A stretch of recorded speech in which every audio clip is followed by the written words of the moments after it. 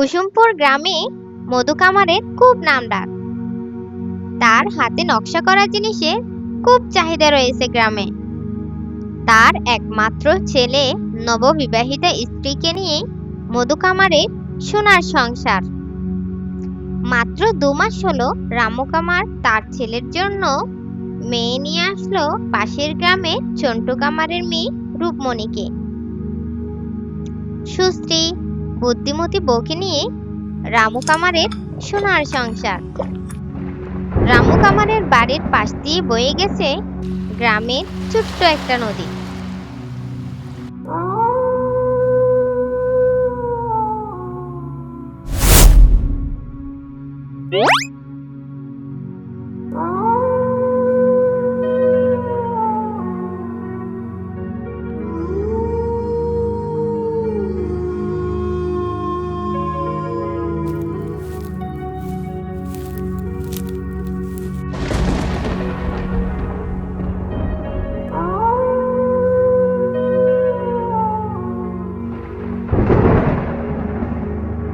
রাত দুপুরে ঘুম থেকে উঠে বউ কোথায় চললো? কি সাংঘাতিক, ঘুমের ঘুরে হাঁটে নাকি? যাই একবার, এই রাতে একা একা বিপদে আপদে পড়ে যদি। যাই একবার, কি জ্বালা রে বাবা এই রাতে।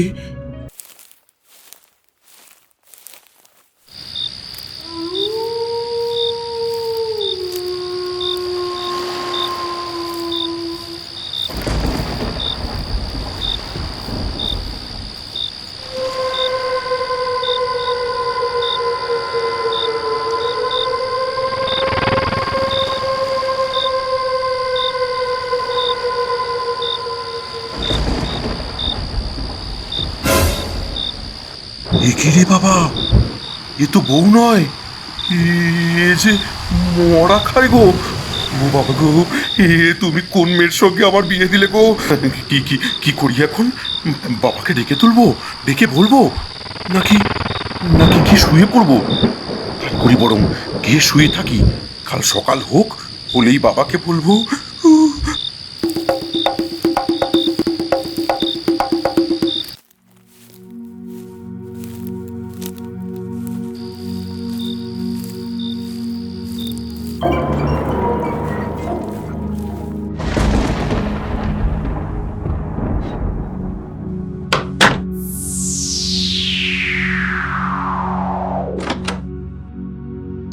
কাল সময় মতো বাড়িতে সবাইকে জানাবো।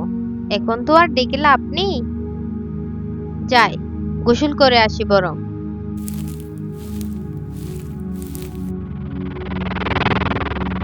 ও বাবা গো, কখন সকাল হবে গো?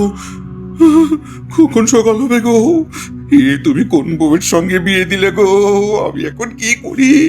ও বাবা গো। তুমি এভাবে বসে আছো কেন? কি হয়েছে? না না, মানে ঘুম হয়ে গেছে। ও, আমি একটু বাইরে যাব। যাও।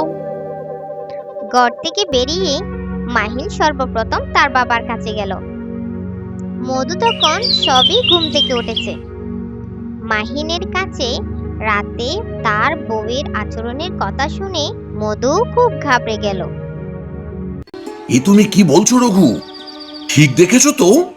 বৌমা তো লক্ষ্মী মেয়ে, সে এরকম ভয়ানক কাজ করবে? তাই তো বলছি বাবা, আমি নিজে গিয়ে দেখেছি, যে নিজের চোখে বিশ্বাস হয়নি বাবা। কিন্তু আমি যে দেখলুম বউ মরা টেনে এনে দাঁত দিয়ে কামড়াচ্ছে। বাবা গো,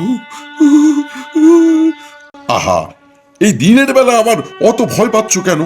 আর এই তুমি এখন বলছো তাই, নইলে এই 2 মাস এরকম তো কিছু দেখিনি বাপু।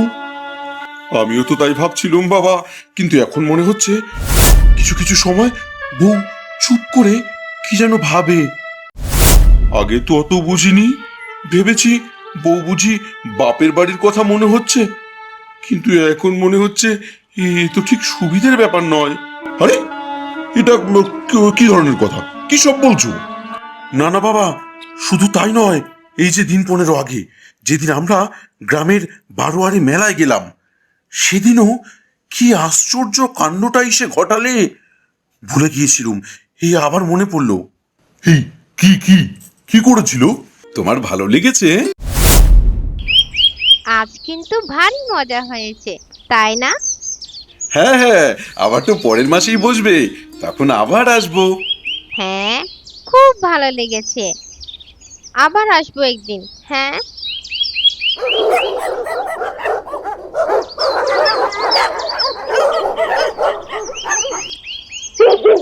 কি গো, এরকম দুম করে দাঁড়িয়ে পড়লে যে? চলো, বাড়ি যাবে না? চলো, দেরি হয়ে যাচ্ছে যে। আরে, কি হলো কি? বলি, বাড়ি যাবে কি না? রাস্তায় দাঁড়িয়ে রইলে যে। এই, তারপরে তারপরে কি করলে তোমরা? কোথায় গেলে তোমরা? আমরা নই বাবা, তোমার বৌমা গেল যে। আরে সেই কথাই তো জানতে চাইছি, তুমি মজা করে কথা কইছো নাকি? তোমরা কি আবার মেলায় ফিরে গেলে নাকি? হ্যাঁ, না মানে মেলার রাস্তাতেই ফিরে গেলাম, কিন্তু পুরো যাওয়ার আগেই রাস্তায় থলে ভর্তি টাকা পেলাম যে। হ্যাঁ মানে? হ্যাঁ বাবা, মায়াই পেল তো। সেই টাকা পেয়ে সোজা হাঁটা দিল গোয়ালাপাড়ার দিকে। গোয়ালাপাড়া? সে কি? হ্যাঁ বাবা, সেখানে গিয়ে স্বর্ণ গোয়ালিনীকে সব টাকা দিয়ে দিল। কি বলছো? হ্যাঁ। তা এই কথা তো আগে কখনো বলনি। মনে ছিল না যে বাবা, এই মনে পড়লো। তাই তো, এ তো বড় আশ্চর্য কথা। না না, চিন্তার কথা। আমাদের তো কিছু করতেই হবে। কিন্তু কি করব বাবা? মানুষ হলে নয়তো তাও কথা ছিল, এই তো। ও বাবা, কি করব গো? ও বাবা। হ্যাঁ, থামো তো, চিন্তা করতে দাও। বাবা, বাবা, ও বাবা। কি হলো আবার? বলছিলাম যে একবার মণি বাবার কাছে যাবে। সবাই বলে উনি নাকি ভীষণ ভালো। একবার চাই, চলো দেখি না উনি কি বলেন।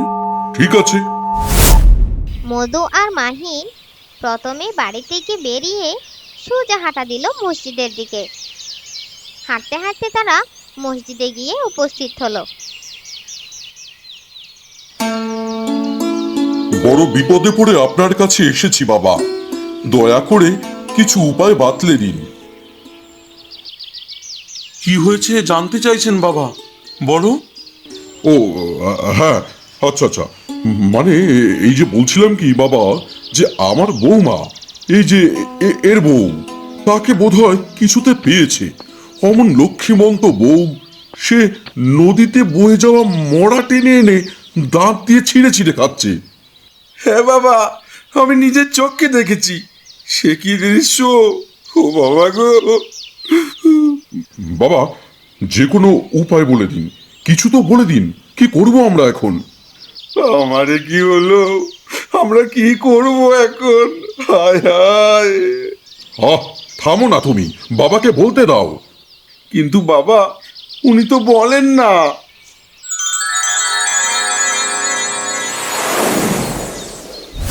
বাবা, এবারে কি করব? বাবা যে কিছুই বলেন না।